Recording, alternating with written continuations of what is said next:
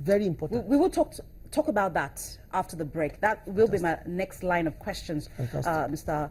Pt.2 Ajiboye, telecoms expert, talking about the Nigerian telecoms industry. We want to join the conversation after the break. Send us your experience. You can send us some questions as to what has been your own experience in terms of using data as provided by telcos, internet services. There's been the issue of rollover of unused data. When we come back from this break, we'll continue this conversation. Please stay with us. Every day you invite us to your home. Now, we invite you to our homepage. Join Channels Television on social media. Hang out with us on Google Plus/Channels Television. Follow us on Twitter @Channels TV. Friend us on Facebook.com/Channels Forum. And don't forget to like our page. That's not all. Subscribe to our YouTube channels, youtube.com/Channels Web. To get constant video updates and news and events in Nigeria and around the world. ChannelsTV.com. The news at your fingertips.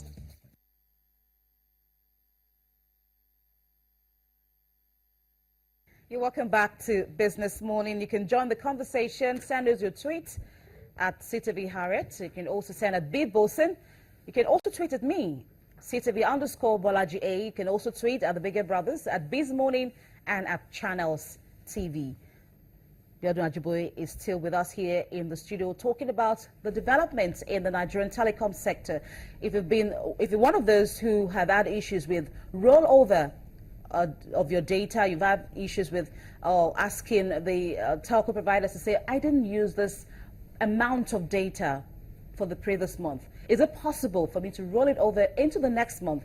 And what has been the response from the telco provider? We'd like to hear from you. Send it to Twitter, questions, and also comments, as that will be my next question to Mr. Ajiboye. Thank you so much for still sticking around with us. Yeah. The directive given by the ICT Minister, Mr. Shitu, I think about a month ago, asking telco providers to ensure that unused data should be rolled over to the next month. Has there been any compliance in any way? You see, compliance to regulations is very procedural in the telecom sector. It's a matter of the law. It's not a matter of pronouncement. In that, so there has to be a law. It has to follow the procedure of the law. There's what we call the Nigerian Communications Act of 2003 that guides the activities of the regulator vis-a-vis their relationship with the operators. So, the minister has acted very right and very well. The minister is expected to deliver dividend of democracy to the masses of Nigeria.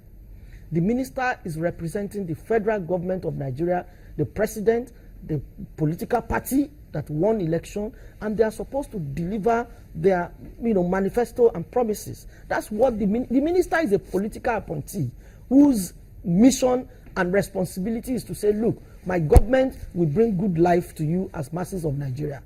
And that's exactly what the minister is doing. By saying, look, I see this as wrong, please put it right. But it does not become law automatically at its pronouncement. What makes it law? It has to go back to the supervisory regulatory authority, which is the NCC, and follow a procedure such as, the law, the NCC Act, I think sections 23 to 25, specified, the roles and functions of the minister. And the functions include policy formulation, or policy amendment, or policy, So he has to first of all ask NCC, what is your policy in this direction? He will now look at the policy. If the policy is all right and NCC is not, effecting it right, he says, please effect it more, put more effectiveness to your, actualizing the policy. If it is not right, he says, let's formulate another one, let's amend it. The process of amending it includes calling a stakeholder summit, whereby all the stakeholders will have their input and say, look, this is not right, this is right, this is the way it should be, this is the way it should be. From that, then they now come up with a policy guideline that will now eventually culminate into proper policy. So the activity of the operators with respect to data bundle and all that is guided by certain regulations of the NCC. So it is the NCC that will go back to them and say, look, return this to these people, don't return this to these people. They will now express and say, look, this is very difficult, we don't have this kind of equipment, we do it, if there are lapses, there's a mechanism. Now, secondly, the NCC has a consumer affairs department that is very strong. The NCC is a very strong, very strong and well-run, parastatal of government. That I know quite well. With the leadership in NCC now, you can expect things to go real nice. Now, so the consumer affairs department now says, if you have any complaints of whatever nature, report to us. We will call the operator to order. So there's been no, should we call it synergy between the Ministry of ICT and the regulator? No. There was no communication. There's always synergy. If there's no synergy, there will be breakdown of the system. What has happened, I've told you, the minister is a political appointee who goes out, sees something that is not right, and he says, oh no, in this ministry, I want this corrected. It's a political wish. It is that pronouncement of his wish that will make the regulator run helter-skelter and go back and say, look, are we doing this right? But let us do according to what. Has there been any action from the regulator after the pronouncement? It could be a political wish. I've just told you, if there will be an action from the regulator, the minister will now put it in writing and say, please provide for me within the next 72 hours your policy in the area of consumer affairs. So it seems that has not been done. I wouldn't really know, but I know that it cannot happen with the light, with the flash of lightning, or a flash of the pan or whatever. It has to follow a certain procedure. The minister will call NCC and say, let me see your policy in this area. If this is your policy, how well are you are you disciplining, or are you putting disciplinary action on erring operators?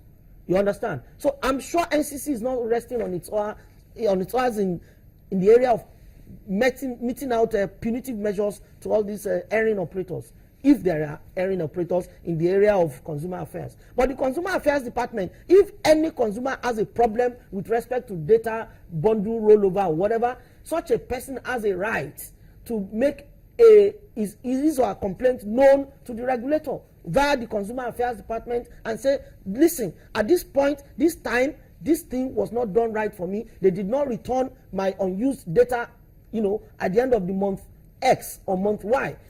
He has to be articulate in putting his complaint together so that they can actually go back to the operator and say, what is the situation there? The operator is either forced to return the unused balance or punished in other ways. In reality, do we have that operating? Is it operational? Do we have people say, okay, I have this amount of data that I didn't use and that was returned to me? Do we have that? People are not that meticulous. A lot of people are not that meticulous in monitoring that. It's difficult to monitor. It's just like saying that operator is not, they are not charging you per second. They are charging you per, maybe if 50 nanoseconds make 1 second, they say by 45 they cut you off. You can't prove it. Can you really prove it? Or can you say that if they are supposed to charge you per minute, they are charging you by 45 seconds, they are already cutting you off and charging you? Can you prove that?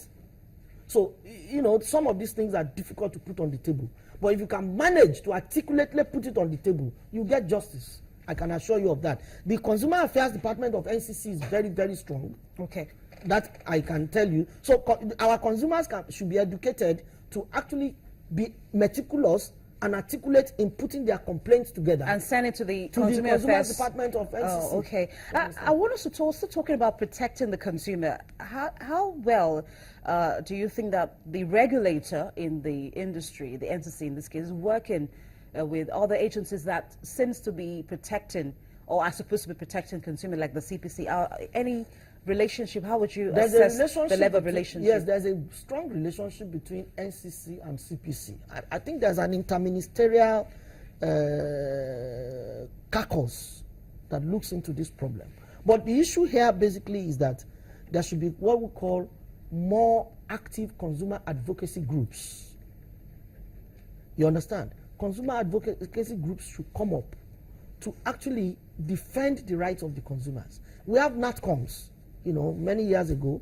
I don't know if Deolu is still active in that business, but at least a lot more should come up. And Shola Salako's group too, It's consumer defense protection, I think. But the truth of the matter is that it's not enough. We have about over 100 million subscriptions, right? Over 100 million. Okay. So if we have over 100 million lines, then it means that we have probably about 75 million people using telephone. The consumer advocacy group to look at 75 million people's activities, daily activities, should be a bit stronger. Thank you so much, Mr. Abiodun Ajiboye, a telecoms expert, has given us your perspectives into the development in the Nigeria telecoms industry.